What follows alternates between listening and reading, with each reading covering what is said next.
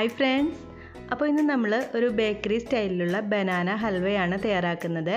ഇത് വളരെ ഈസി ആയിട്ട് നമുക്ക് വീട്ടിൽ തന്നെ തയ്യാറാക്കി എടുക്കാനായിട്ട് പറ്റും. അപ്പോൾ നമുക്ക് വീഡിയോയിലോട്ട് പോവാം. ഈ ഹൽവ തയ്യാറാക്കാനായിട്ട് ഞാനിപ്പോൾ 4 വലിയ ഏത്തപ്പഴം എടുത്തിട്ടുണ്ട്. നല്ല പഴുത്ത ഏത്തപ്പഴമാണ് എടുത്തിരിക്കുന്നത്.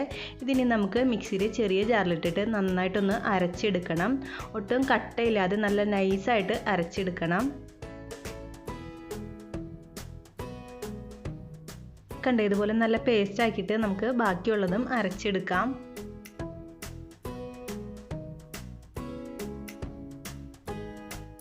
ഇപ്പോൾ 4 പഴവും ഇതുപോലെ നന്നായിട്ട് കട്ടയില്ലാതെ അരച്ചെടുത്തിട്ടുണ്ട്. ഇനി നമുക്കൊരു പാനിലേക്ക് 2 ടീസ്പൂൺ നെയ്യ് ഒഴിച്ച് കൊടുക്കാം. നല്ല കട്ടിയുള്ള ഒരു നോൺ സ്റ്റിക്കിൻ്റെ പാനാണ് ഞാനിപ്പോൾ എടുത്തിരിക്കുന്നത്. അതിലേക്ക് നമുക്ക് ഈ അരച്ച് വെച്ചിരിക്കുന്ന പഴത്തിൻ്റെ കൂട്ട് ചേർത്ത് കൊടുക്കാം. ഇനി ഇത് നമുക്ക് നന്നായിട്ടൊന്ന് മിക്സാക്കി കൊടുക്കാം.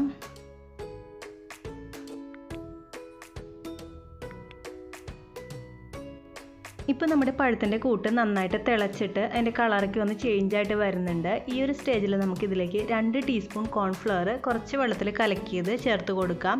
ഈ കോൺഫ്ലവർ ഹൽവ ഉണ്ടാക്കുമ്പോൾ ചേർത്ത് കൊടുത്താൽ നല്ലൊരു ടെക്സ്ചറിൽ നമുക്ക് ഹൽവ തയ്യാറാക്കി എടുക്കാനായിട്ട് പറ്റും.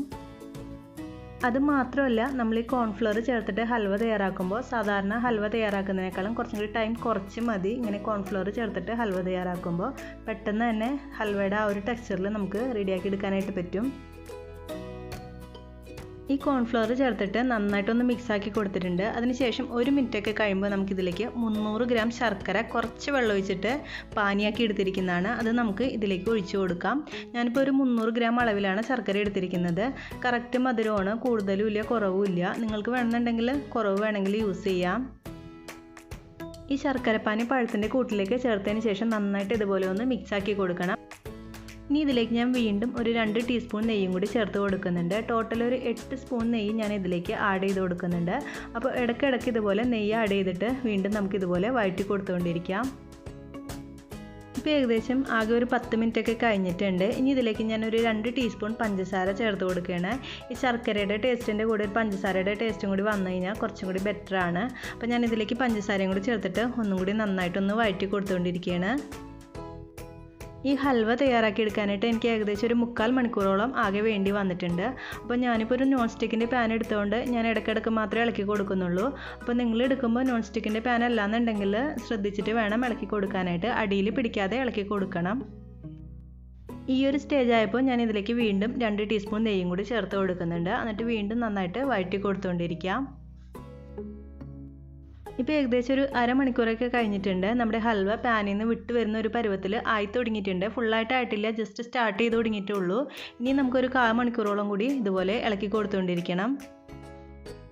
ഈ ഒരു സ്റ്റേജ് ആയപ്പോൾ ഞാൻ വീണ്ടും ഒരു 2 ടീസ്പൂൺ നെയ്യും കൂടി ചേർത്ത് കൊടുക്കുന്നുണ്ട്. അപ്പോൾ ആകെ 8 ടീസ്പൂൺ നെയ്യ് ഇതിലേക്ക് ചേർത്ത് കൊടുത്തിട്ടുണ്ട്. അപ്പോൾ നെയ്യിന് പകരം നിങ്ങൾക്ക് ഇതിലേക്ക് വേണമെന്നുണ്ടെങ്കിൽ വെളിച്ചെണ്ണയോ അല്ലെങ്കിൽ സൺഫ്ലവർ ഓയിലോ യൂസ് ചെയ്യാം. ശരിക്കും ബേക്കറീസിലേക്ക് അവർ തയ്യാറാക്കുന്നത് വെളിച്ചെണ്ണയോ അല്ലെങ്കിൽ ഓയിലോ ആയിരിക്കും. നമ്മൾ നെയ്യിലാണ് ഉണ്ടാക്കുന്നത്, അപ്പോൾ കുറച്ചും കൂടി ടേസ്റ്റ് കൂടും.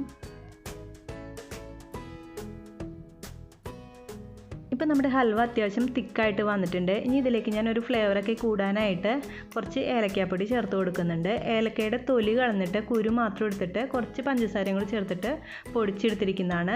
തൊലിയോട് കൂടി പൊടിച്ചാൽ നമ്മുടെ ഹൽവക്ക് ഒരു പൊള്ളൽ പോലെ ഒരു ചൊവയുണ്ടാവും. അപ്പോൾ അത് അവോയ്ഡ് ചെയ്യാനായിട്ട് കുരു മാത്രം എടുത്തിട്ട് ഒന്ന് പൊടിച്ചെടുത്താൽ മതി. ഏലക്കാപ്പൊടി ചേർത്തിട്ട് നന്നായിട്ടൊന്ന് മിക്സാക്കി കൊടുത്തതിന് ശേഷം നമുക്കിതിലേക്ക് കുറച്ച് കാഷ്നട്ട് നെയ്യിൽ വറുത്തതും കൂടി ചേർത്ത് കൊടുക്കാം. അതിനുശേഷം വീണ്ടും നമുക്ക് നന്നായിട്ടൊന്ന് മിക്സാക്കി കൊടുക്കണം.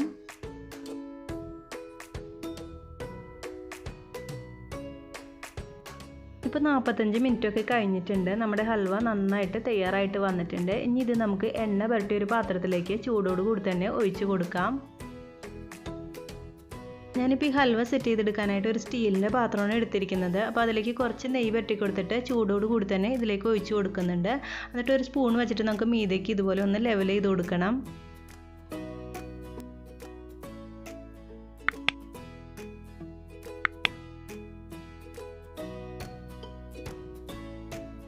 നന്നായിട്ടൊന്ന് സ്പൂൺ വെച്ചിട്ട് ഇതുപോലെ അമർത്തി കൊടുത്തതിന് ശേഷം നമുക്ക് ഇതിൻ്റെ മീതയ്ക്ക് കുറച്ച് കാഷ്നട്ട് ഫ്രൈ ചെയ്തതും കൂടി ചേർത്ത് കൊടുക്കാം. എന്നിട്ട് നമുക്കിത് നന്നായിട്ട് സെറ്റ് ആവാനായിട്ട് മാറ്റി വയ്ക്കും.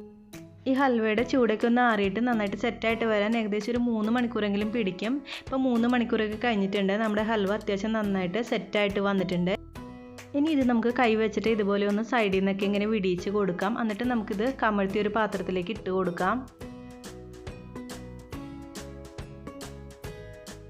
ശരിക്കും വായിൽ വെച്ചാൽ അലിഞ്ഞു പോകുന്ന നല്ല സോഫ്റ്റ് ആയിട്ടുള്ള ഹൽവയാണിത്. അപ്പോൾ നിങ്ങൾ എന്തായാലും പഴമൊക്കെ ഉണ്ടെങ്കിൽ ഒന്ന് തയ്യാറാക്കി നോക്കൂ.